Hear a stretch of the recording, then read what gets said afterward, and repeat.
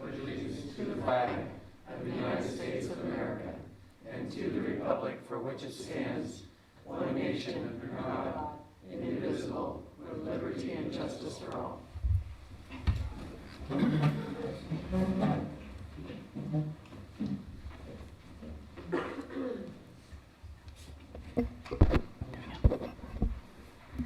Roll call, please, Sienna.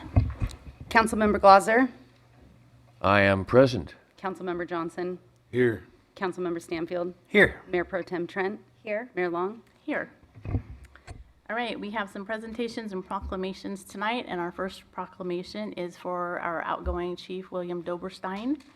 We enjoyed a nice retirement luncheon for him last Friday, and tonight we have like an official proclamation that I'm going to read for you. The City of Fortuna special recognition of Chief of Police Bill Doberstein. Whereas Chief Bill Doberstein has served the City of Fortuna Police Department for over 25 years and was hired as a reserve police officer on June 22, 1994, then promoted to a full-time police officer on August 1, 1995.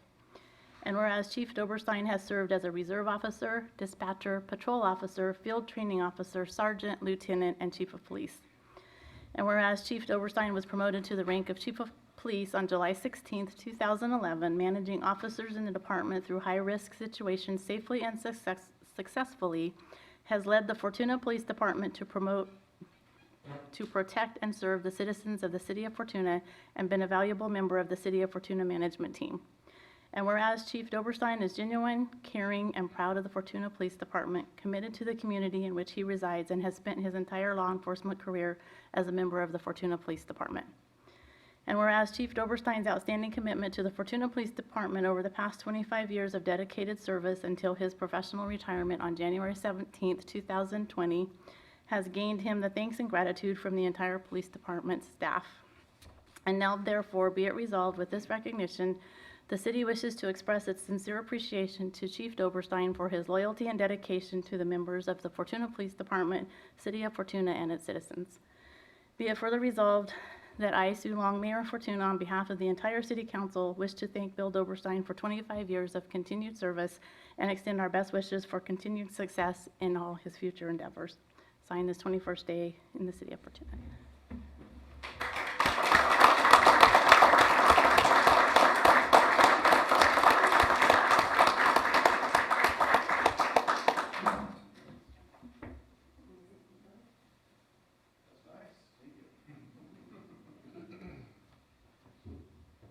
I was expected to be in a paper folder. Mayor and council, thank you very much for this recognition. It has been 25 and a half years here with the City of Fortuna. And I'm already getting asked how it feels to be retired. And today's first day I wasn't at work. But I've got used to that question. I got asked twice at Safeway earlier today how it feels. So it feels good. You know, I'm looking forward to it. It really hasn't sunk in yet, but I am looking forward to it, and I already missed the department, but I appreciate the recognition, and I'm sure I'll pop in and come to your council meetings often, maybe not. But thank you again for the recognition. It's very nice. Thank you.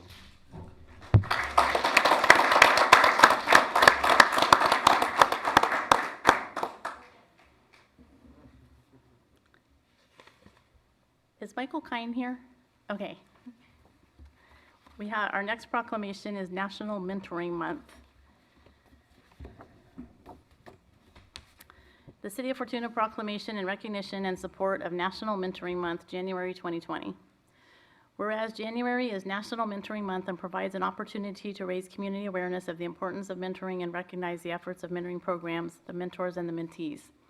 And whereas Big Brothers Big Sisters of the North Coast celebrates 51 years of service to over 4,000 youth in Humboldt County who have needed and wanted mentors.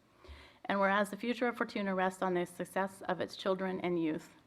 And whereas a mentor is a caring, consistent presence who devotes time to a young person to help develop personal strength and achieve their potential through a structured and trusting relationship. And whereas quality mentoring encourages positive choices, promotes self-esteem, supports academic achievement, and introduces young people to new ideas. And whereas research shows that young people who are matched with a caring adult through a quality mentoring program are 46% less likely to use illegal drugs, 27% less likely to start drinking, 52% less likely to skip school, and are more trusting of their parents or guardians. And whereas youth development experts agree that mentoring is critical to the social, emotional, and cognitive development of youth, helping them navigate the path to adulthood more successfully. And whereas our community has a number of individuals, teachers, community volunteers, and so many others who support the mentoring movement and work selflessly to improve our children's odds for success. And whereas we appreciate all the efforts of these past and present local heroes and say thank you for supporting children facing challenging circumstances. Now therefore, I, Sue Long, as mayor of the city of Fortuna, proclaim that January 2020 is National Mentoring Month in the city of Fortuna, and I encourage all citizens of Fortuna to promote the creation and expansion of quality mentoring programs to equip young people with the tools needed to lead healthy and productive lives, and for the residents of Fortuna to honor the role models in their lives by becoming mentors to youth in their community. Signed, January 21st.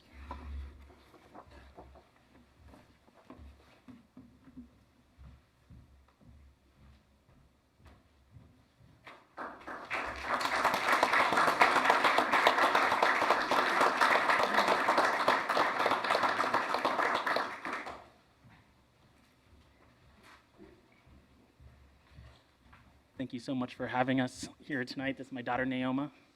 So she wanted to come and say hi as well. We really appreciate this proclamation. It is Mentoring Month, and Big Brothers and Big Sisters of the North Coast is celebrating its 51st year. And we celebrated our big 50 last year. And as a shameless plug, we are having our Bowl for Kids' Sake, our big fundraiser in March. I hope everybody can come out and support us then. And we are always looking for more bigs. We have countless littles who would love to have mentors. Fortuna is one of those places that we haven't been able to get to as much in the past, but we're hoping to reach out and work with as many people as possible. So thank you again. Thank you for coming.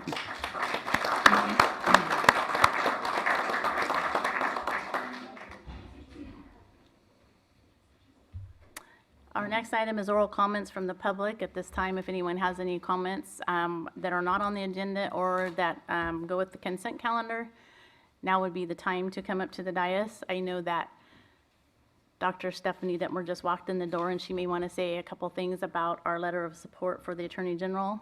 And anyone else that wants to address the council, come up to the dais, please.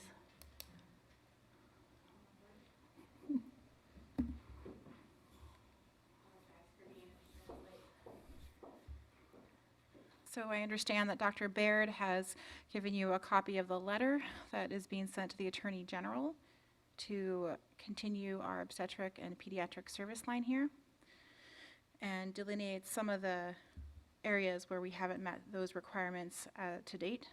And we're hoping that as a representation of the community that the City Council will also voice support for the service lines that Redwood does currently have. One of the reasons why I'm late is taking care of that service line. I do believe that we have sufficient number of providers and physicians in this area that want to service our community. I believe the community wants to have that service. And it's been a huge tool of recruitment. We, within just the open door system, during the year that we recruited the 5 FPOBs to here to Fortuna, we had 43 interviews in one cycle of doctors who want to move to Fortuna to take care of patients in the clinic and in the hospital and obstetrics. So once you tap into that service line and that type of service-minded physician, then we really start to solve some of our staffing crises. We've since been pulled in all different directions to help throughout the area in the county, but I strongly believe that this community really deserves high-quality family medicine physicians that work in conjunction with the specialty services that we have here. Does anyone have any questions for Stephanie? Thank you for coming tonight. We appreciate it. Thank you.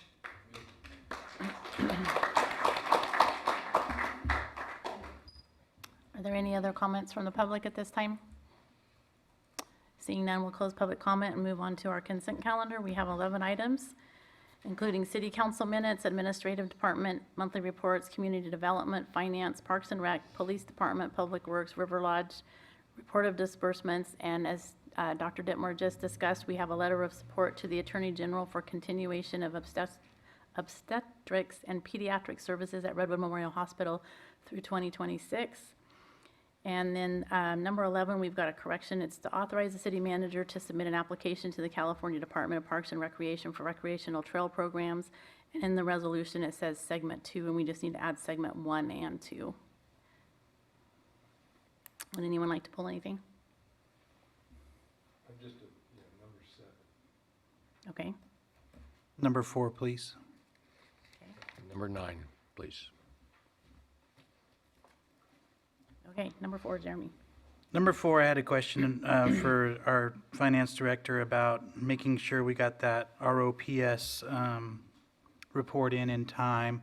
But Mayor's commented that she's the chair of that, so that meeting is scheduled for the 27th, and you should meet your deadlines. The only other thing I wanted to comment on was I wanted to commend the Measure E Chair, Walt Wilson, for a great presentation with support from the Finance Department for the pie graphs and some of the detail of how Measure E monies have been used to this point, and commend that group for some great recommendations moving forward. And I'm looking forward to your public comment meeting coming up tomorrow for input for future uses of Measure E dollars. So thank you very much for that work, guys and gals. All right, Mike, number 7. Okay, I just wanted to pass on a comment that I received from the public regarding the upkeep of our streets here in Fortuna. I know that staff works hard with the Redwood Way, the slurry program, ongoing maintenance, especially during storms, and trenching through one of our main roadways, 12th Street, to keep everything up. But I received comments from the public on the quality and level of upkeep that we do maintenance-wise on our local streets. So I just wanted to take the opportunity to pass that on now. Thank you. Thank you, Mike. Dean, number 9. Thanks, Madam Mayor. On page 46, about a third of the way down on the list of payments, there is a mention of Don's Rental for a trailer, and a monthly payment of $172. Are we renting to buy, or are we just paying month to month? Wouldn't it be more logical to buy the trailer so we wouldn't have to be expending any money? Make one payment for the complete value of a trailer. If you don't have a thing to be able to reflect to, I could get back to me next meeting, and I'll just remember. If we could do that, I'll get back to you at the next meeting. I know that we have utility trailers for the ones that we use frequently, and so it's unusual that we end up renting them on a long-term basis. We don't routinely do that, so, but I'll get back to you with more Okay, information. all right, okay, thank you. Do you have an answer on that? Bob was just saying, we think it's for the Parks Department. They're storing some things temporarily, we hope. But if it's a long-term thing, we'll certainly look into our options of if purchasing is more cost-effective, we would certainly do that. But Right. it's not a long-term thing. Okay, thank you.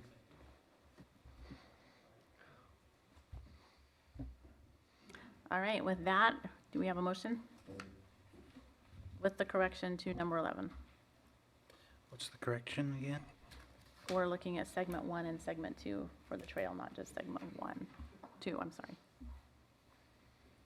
I make a motion, we approve consent items 1 through 11 with a correction to item 11, calling for segments 1 and 2.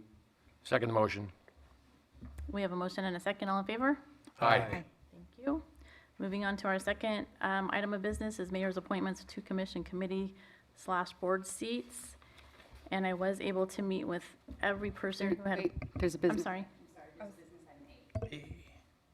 Oh, well, I was just skipping that. We've got places to be.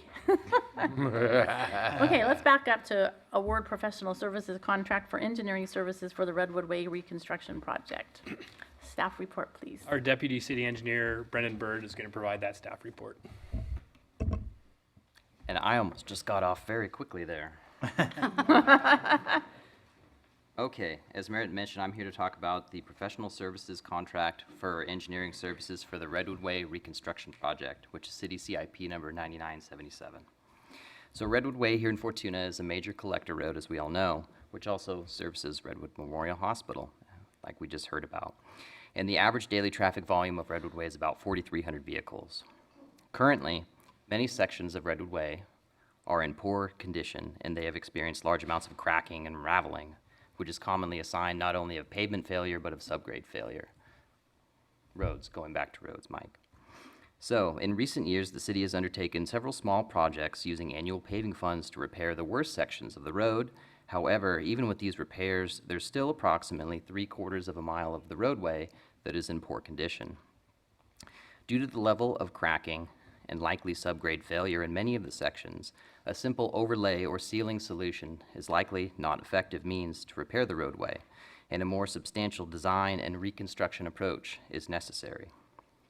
So in December, city staff released an RFP for engineering services for the Redwood Way Reconstruction Project. The city received 3 proposals from local engineering consultants, and each proposal was reviewed and scored by a panel of city engineering and public works staff. The highest scoring proposal was submitted by the consultant GHD. Their proposal ranked highest among the review panel due to their approach in developing and identifying the extents of the roadway structural section repairs and their experience in the design and the construction administration of these types of Caltrans-funded projects. Their proposal has been included as Exhibit A in your reports. The city has received $1.15 million in state transportation improvement program funds to construct the project, and the funding for the environmental and engineering design costs included in the RFP is going to be done with local funds. The city has budgeted a total of $310,000 in this and next fiscal year for the project. GHD's cost proposal to complete the task items shown in the proposal in Exhibit A is not to exceed $169,781. With this, the city staff is recommending the city council authorize the city manager to award a professional services contract for the Redwood Way Reconstruction Project to GHD for the amount not to exceed $169,781. And with that, I'm happy to answer any questions you may have. Thank you. Any questions? Reflecting back when we started hearing talk about Redwood Way being fixed, I want to say I remember a comment about actually having sidewalks on one side of the roadway. I don't hear or see any mention of sidewalks being addressed for public safety and foot traffic. So the original project did include the proposed widening of the road in many places and installing sidewalks and some bike lanes, some other things like that. The city applied for ATP funds to complete that portion of the project, and that was part of the plan. Ultimately, those ATP funds were not awarded.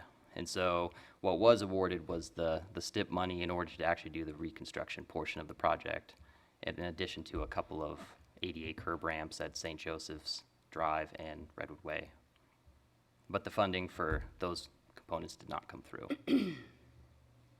Will the city make an effort to try to apply for those funds to be able to actually provide public safety, or is that going to be pushed off to the side into the future and we forget about it? I think as part of this project, it would likely, not be able to materialize in time, but that is an area of priority given that there's no real pedestrian facilities there, and there's potential for, as we all know, some subdivisions and some other development in that area. So I think it is still a priority area that we would look for in trying to receive funding for doing a project like that, absolutely. Okay, thank you. Thank you. Any other questions? Mike? I was just going to say that is one of the areas that has long been hanging out there, and I know that there's been a lot of work done to get to this point. And I did want to clarify that, believe it or not, the person that made the comment on the roadways was a positive. He talked about the quality of the level of service that we do put into the roads. And I mentioned that this was one of the ones that was coming along the pipeline, so it's very much appreciated. Very good. And it's a needed project, so the timing is right. It takes a long time to get these state transportation improvement funds into the city from the time we program them. And so Redwood Way really can't wait a lot longer. We've done some repairs with funding from our Road Maintenance Recovery Act, and it's very expensive to do small piecemeal projects, so to get over $1 million in state funds is really important for a roadway like this. Does anyone from the public have any comments on this item? Come up to the microphone, please. You have to. You're not up here. I can't hear you on TV if you're. I drive up and down Redwood Way every day, several times a day. What part is bad? There's a large portion of the area between Berry Avenue, right behind Safeway there, going all the way out Ronerville Road, that if you really stop and look, you don't notice it as much, but there's a lot of that cracking that they call alligator cracking. And it's really pervasive, especially in the wheel lines. Yeah, so you don't necessarily feel it because it's not like a lot of roads that'll have trenches and other things cut in that make you feel bumps. Yeah, I see a lot of roads in Yeah, Fortuna that absolutely. I feel. I But don't feel anything. the condition of a road like this is such that if you let it go, it's just gonna completely fail. And then as you do that, to reconstruct and to redo it becomes even more and more costly. So, And then another thing, just to bounce off what Dean said, as I said, I'm up and down Redwood Way several times a day. There are elderly people with their little walkers walking up and down on the road. There's no sidewalk. We really need to push on that. Anyone else? Seeing none, we'll close public comment. I'll make a motion to authorize the city manager to award a professional services contract for the Redwood Way reconstruction project to GHD for the amount not to exceed $169,781. Second the motion. We have a motion and a second. All in favor? Aye. Thank you. Now we'll move on to the item that I was going to move on to already. So, except for one commission, we had a really good outcome for applications this time, and I think Sienna has a staff report. I do, thank you. Honorable Mayor, council members. So the end of each calendar year typically marks the expiration of terms for seats on various city commissions, committees, and boards. City clerk staff publishes a public notice inviting candidates to submit applications for the vacant seats. We then forward those applications to the mayor for review and recommendation to council for new appointments. The staff report here includes a list of all of the vacancies as of December 31st. Currently, there are vacancies on the Planning Commission, Historical Commission, Parks and Recreation Commission, Measure E Committee, and the city-appointed seat on the FBID board. So to make it easy, if you'd like, I can go through those vacancies and the applications we received, review the recommendations, and I think it would be easiest to approach it with one motion approving all of the recommendations at one time. If you're in agreement, I can go through them. Okay. So on the Planning Commission, there are 7 seats, and 1 seat is vacant and 1 alternate seat is vacant. The regular seat is a 4-year term, and the alternate seat is a 2-year term. We've received applications from Chris Mobley, Daryl Jackson, Mark Seitz, Michael Kine, and Jason Church. The Historical Commission has 5 seats, and 2 of the 5 seats are vacant. They have 3-year terms, and we've received 1 application from Michael Murray. The Parks and Recreation Commission has 5 seats. 3 of the seats are vacant, and they have 3-year terms. We've received applications from Karen Hardcastle, Daryl Jackson, and Shelley Mendes. And the Measure E Committee has 7 seats. 4 of the seats are vacant. 3 of the seats have 3-year terms, and 1 of the seats have a 2-year term. We've received applications from Don Ingram, Joe Hardcastle, Martin Morris, Mark Seitz, and Debbie August. And for the FBID Board of Directors, there is 1 seat that the City Council appoints, and it's vacant. We've received 1 application from Mark Seitz. Thanks, Yana. Does anyone have any questions or comments before I tell you my thoughts? No? Okay. Anybody from the public want to comment on this item? Seeing none, we'll close public comment. So with your approval, I would like to appoint, let me go back up here, Chris Mobley to the Planning Commission. He is not an incumbent, what would you call him? Incumbent, okay. So he has experience, and then Jason Church is going to be the alternate so that he can step in when needed and get the experience and find out what's going on in the city. So I really appreciate you guys stepping up. Historical Commission is Michael Murray. We need one more for that still, so we'll keep pushing for that one. Parks and Rec, I talked to all of these people, and I would like to appoint Karen Hardcastle, Daryl Jackson, and Shelley Mendes. Daryl Jackson is the newest one to the city of Fortuna, and he's actually here tonight. Do you want to stand up just so people know who you are? Thank you. So he's been in Fortuna a short time, so this will be a good way for him to get involved in the city and find out what Fortuna is all about. Measure E, we have our incumbents, Don Ingram, Joe Hardcastle, who have done an amazing job for us so far. And I would like to reappoint those two, as well as Martin Morris, who is also in the audience, and Debbie August, who is in the audience. And then, so the 3-year terms are Don, Joe, and Debbie, and then Martin is taking the 2-year term. And then Mark Seitz is going to stay with FBID. And so we had a long talk about what he wants to do in the city and his role, and because he was interested in several of the boards, and so we had quite a discussion, and he decided that FBID was going to be a good fit for him, so he will work with Diana. So with that, if you guys agree, that's my thoughts. Well, I make a motion to approve the mayor's appointments. Second the motion. Thank you, guys. We all in favor? Yeah. Aye. Aye. Yeah. Oh, it's roll call? It's a roll call. We don't want to do anything right tonight. Councilmember Glauser, Yes, ma'am. Councilmember Johnson, Yes. Councilmember Stanfield, Yes. Mayor Pro Tem Trent. Yes. Mayor Long. Yes. Turned up 10 seconds. And thank you, all of you new appointees and old appointees, for showing up tonight and volunteering to be involved in the city. We really appreciate it. Yes, thank you.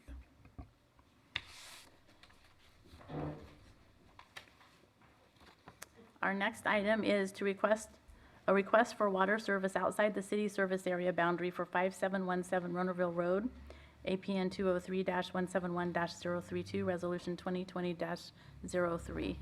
Staff report, please. Liz Shorey, our Deputy Director of Community Development, will be providing the staff report. Thanks, Merritt. Honorable Mayor and council members. So this, the city received a request to extend water service outside of the city's city limits, outside the city's water service area, from Jack and Susan Rogers, and for the property that they own at 5717 Ronerville Road. That's in the southeast area, just outside the city, kind of east of the airport, and it's just east of Fox Hill Lane. If you're familiar with that, that's on the north side of Ronerville Road at the curve towards Heightsville.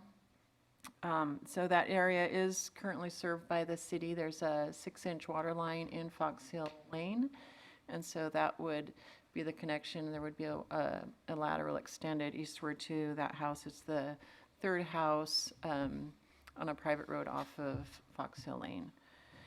And the city has, there's a council policy adopted by the city that has some requirements. And one of those is that, this is for the category of water lines or water extension on the basis of hardship. So under state law, the city normally cannot extend, or an agency cannot extend services outside of the adopted boundary. Unless it, in this case, unless it meets a hardship, and then unless it follows LAFCO law and Humboldt, or state law, and then Humboldt policies. So one of those requirements is that the hardship is demonstrated by a report prepared by a professional. In this case, a licensed well driller did go to the site and evaluate it and did prepare a letter, and actually then a follow-up letter, and found that the well is producing at 1/4 gallon per hour. The county standard is 1/2 gallon per minute, so it's basically not really producing. And then he also found that the well is unlikely to produce at higher levels if it were to be drilled deeper, if if they searched for water, it's unlikely that they would find it. And then also, an attempt to drill would be uncertain. They don't know if they would find water and costly. So the recommendation was to obtain city water. Just briefly, the council policy, there's a list of 9 policies. Those have all been included in the resolution, so those would all be adopted and be required to be fulfilled. That includes payment of all costs associated with the extension, acquiring any easements, executing a regulatory agreement in which they agree to annex upon city demand. That's actually a requirement of state law and LAFCO policy that they agree to annex. LAFCO prefers immediate annexation for extension of services. They're trying to, the goal is for orderly development, and they feel that, for services that they be located actually within an agency's jurisdiction. So that's why this is kind of an exception with these special policies. Payment of water usage at the rate of 1.5 times the rate, and that applies to all water service outside the city limits, so it would apply to this as well. Payment of the capital connection fees, drainage and traffic impact fees, and executing an agreement. So that's just in addition to the regulatory agreement. There would just be some terms, I think, just complying with these policies. There's no direct cost to the city except for staff time, so the applicant pays for all of the fees. If the council approves the extension, then city staff would make the application to LAFCO. That's their requirement, that the application come from the jurisdiction directly from the applicant. So one of the requirements is that that city approval is demonstrated, along in that application, and so that's why we're coming to the council before we have discussed this with LAFCO informally, but they want to see that the council has approved this. So upon approval, then I will work with the applicant on fulfilling, the conditions and getting that LAFCO, or submitting it to LAFCO, presumably for their approval. It may be approved under LAFCO policy. It can be approved administratively, or it can go to the commission, and I don't know which one that their staff would do. So to me, this is a simple one that I think it fits under their policies, that it could be approved by their staff, since it's just one extension. But that's up for them to decide. So if you have any questions, I'll hand that back to you. I have 2 questions. My first, after the property's annexed, then does it go to just the straight city rate, or does it always stay at 1.5? No, if it were any annexation that the city does, then the fees are adjusted so that it's just the standard city fee. Okay, and then my next question is, why do you have to have traffic impact fees? What's that for? That is in the council's adopted policies, and I think it's just that the city is providing services now to that property, so the city has decided to collect drainage and traffic impact fees as well. So how much is the traffic impact? Oh, maybe. This is one that's been on the books. There hasn't been a new traffic impact fee for a long time, and so I think that's what was put in 30 years ago. I don't remember the exact date. The 90s. It's pretty small. We contemplated putting in a traffic impact fee or doing one that was not approved by council about 4 years ago, but we haven't revisited that. So that's one that's on the books, as well as a small drainage fee. I know the drainage fee, I think it's, Eric, our finance director might be able to help me out, but I think it's $1 a month. The drainage fee. Oh, that drainage fee, not the impact fee. Any I don't other recall questions? what the amount is, but it's not a large fee, and it's one that's been in place for quite some time. That's a one-time fee? The traffic impact fee? Yes, that would be a one-time fee. On the aerial photo under attachment B, are the dotted lines an existing easement for water? Yes, there is an existing easement on the north side of those properties. I know it serves the first house, The first two houses, yeah, right, and it goes to the east end of the new service, the property for the new service. So, there are laterals serving those first two houses, and this would, This would just carry on to an the existing, water line would be within that existing easement. Okay. Which we did confirm they do have the right to use that easement. great. Any other questions or comments? Would anyone from the public like to comment on this item? Seeing none, we'll close public comment. Madam Mayor, I'll make a motion to adopt Resolution 2020-03 and read it by title only. Second. We have a motion and a second. Sienna, please. Resolution number 2020-03, a resolution of the City Council of the City of Fortuna approving extension of water service outside the city's service area boundary for 5717 Roderville Road, APN 203-171-032. Councilmember Glauser? Yes. Councilmember Johnson? Yes. Councilmember Stanfield? Yes. Mayor Pro Tem Trent? Yes. Mayor Long? Yes, thank you. Our next item is to ratify the Fortuna Fire Protection District's Ordinance 2019/2020-1, adopting the California Fire Code and the International Fire Code Standards Resolution 2020-04. We have a staff report. Yeah, Chief Lon Winberg is going to provide that staff report. We left him a seat up here, but it sounds like looks like he wanted to stay out there in the audience, but. Sorry, thank you. Honorable Mayor and City Council, thank you for having us and considering the ratification. So this will be our third cycle. We first adopted fire code in 2013, again in 2016, and now in 2019, first of 2020.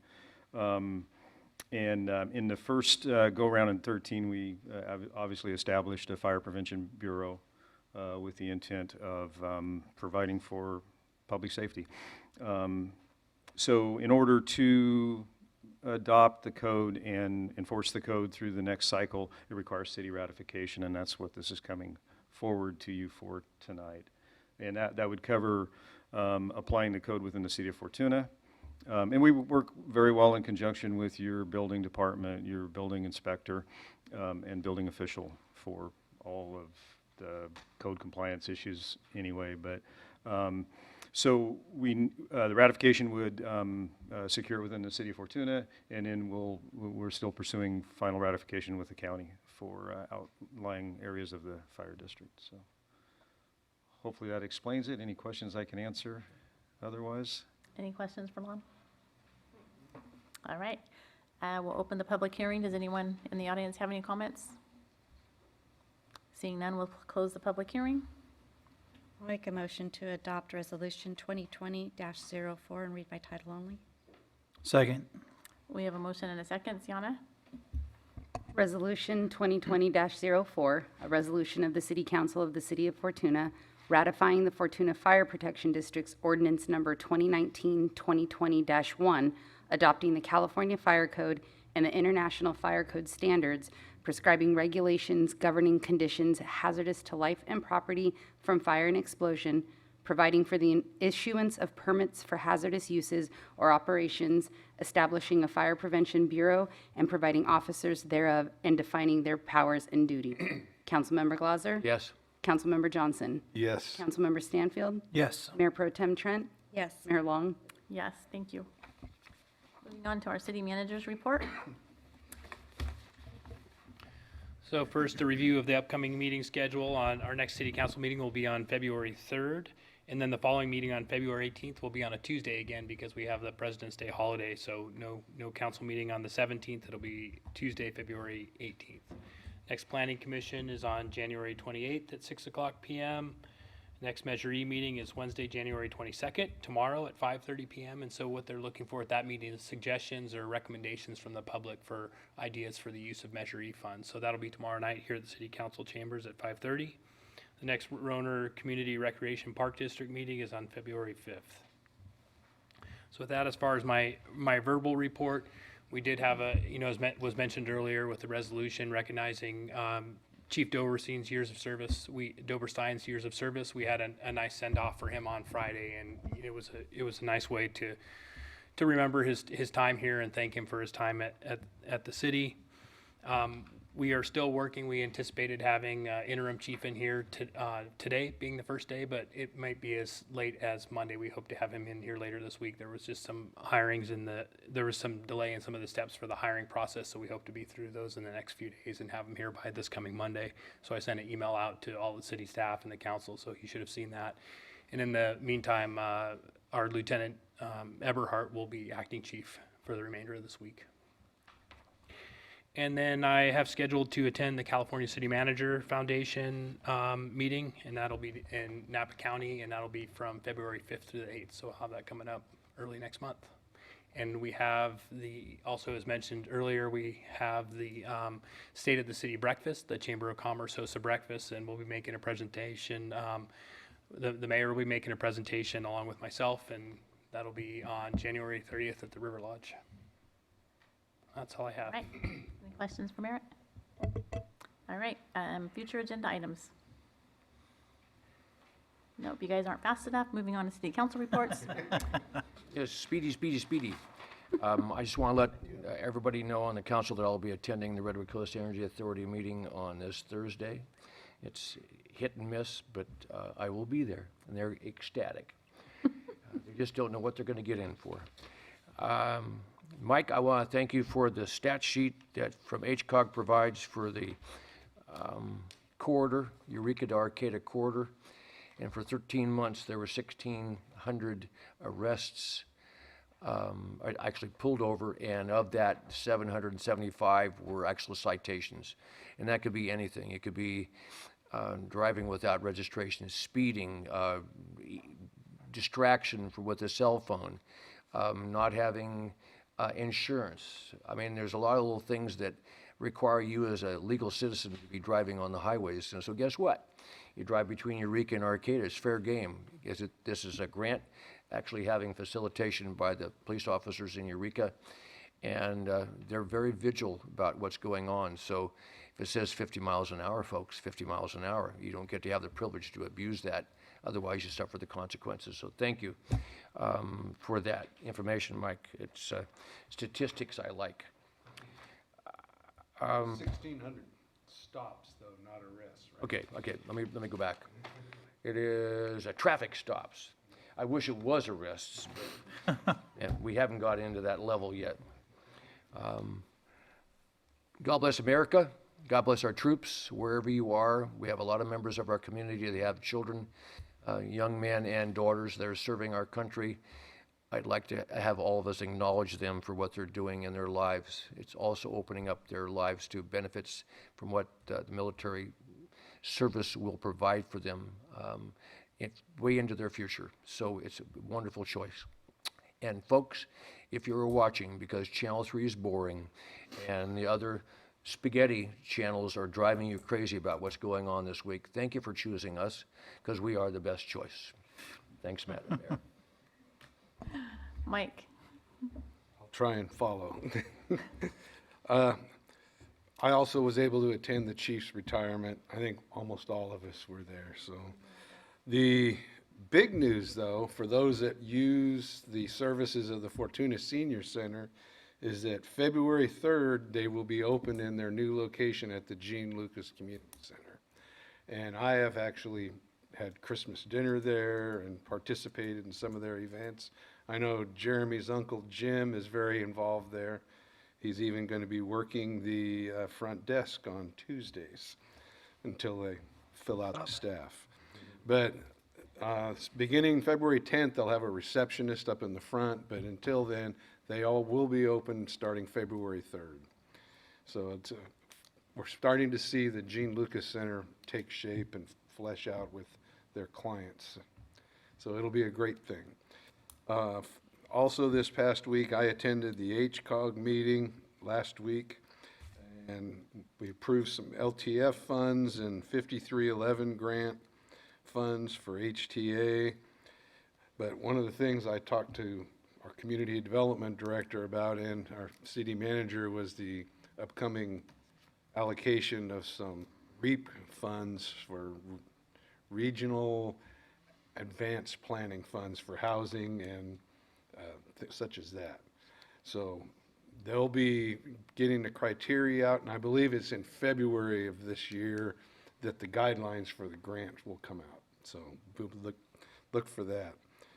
We found out about the safety corridor, and it's crazy, but of all the tickets and stops, most of those are for local drivers. It's not people that are from out of the area that don't notice the signs. It's from people that are right here in Humboldt that just want to get there a minute or two earlier. So I know some people that have been in accidents on the safety corridor, and it's not a pleasant thing. So let's be careful there. Attended a historical commission meeting when there's going to be some awesome exhibits coming up that are almost 3D, that have some relief to them, and I'm looking forward to that, as well as the upcoming rodeo anniversary book that's coming out with the history of the Fortuna rodeo. And I talked about the citizen complimenting us on our upkeep of our roads. But the other thing that was really great was last week I got to attend and actually participate in the first responders training that they had here at the fire hall. And I wouldn't say advanced first aid, it's immediate first aid for people that are injured and need to be brought out of a situation in a hurry, whether it's a exploding meth lab or a hostage situation. And it was an opportunity to see exactly what our police department, our fire department, and our local EMTs go through, and what the level of training and their expertise. So I was happy to be able to participate in that. And with that, that's my report. I'll pass it on to our... Thanks, Mike. Jeremy. Let's see, I also attended Chief's retirement, and he said it was funny to see pictures of him at his retirement party because it felt more like pictures of a memorial, but it's not a memorial. So when you see him out and about, thank him for his service, and we really appreciate all he's done for our community. I also attended FBID's meeting, which was today. Since we're a day late on this report, I get to report on that, or on this meeting. I get to report on that. So we discussed the upcoming Home-Based Business Expo that will be held at the Monday Club on March 1st from 1 to 4. It'll also go out in the Chamber newsletter coming out.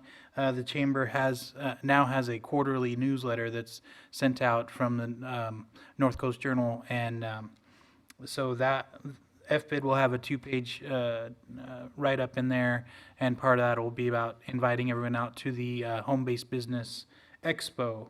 It was well attended last year. We moved it from River Lodge to the Monday Club, and it was a little bit more of an intimate setting, and people really felt connected to those home-based businesses. So we hope to encourage more of those home-based businesses to come out and show off their wares. I think there's 57, I believe, is the number of home-based business license in Fortuna. So encourage people to attend that on March 1st.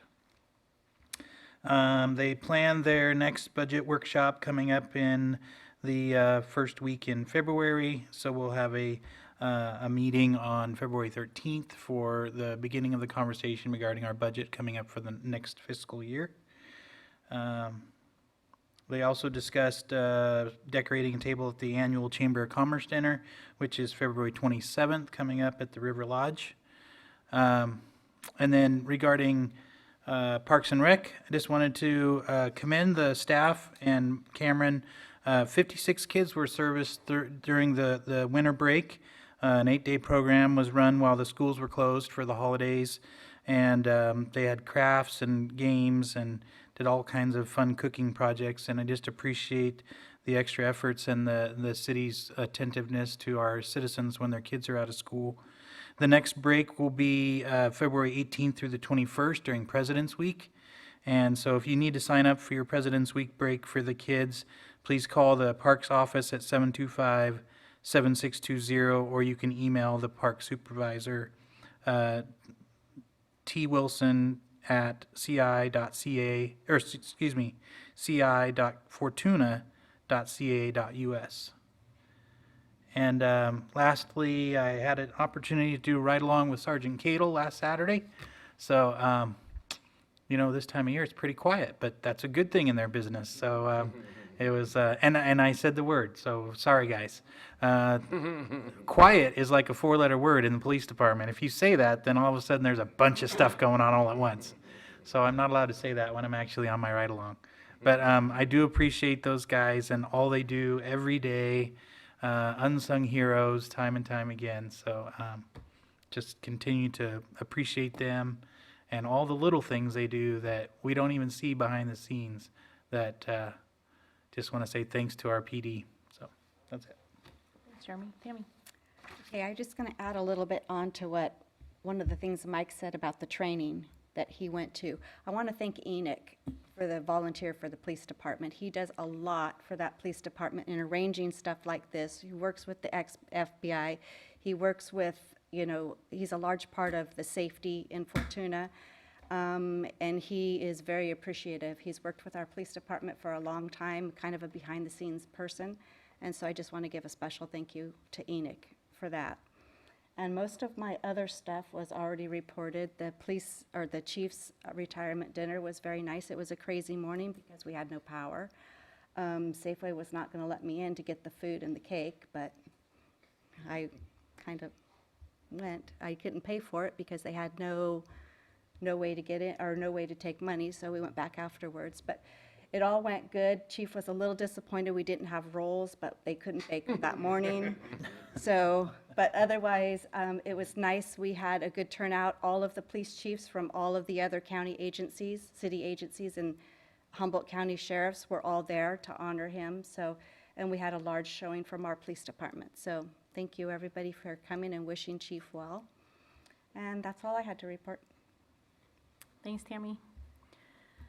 So a couple things, my friend Janet and I are still doing our skills and drills basketball for the little people, kindergarten through 4th grade on Sundays. We had so many kids, we had to switch our times up a little bit. So if you have a child in hot shots, pay attention. If you're a grandparent, make sure you tell the moms and dads.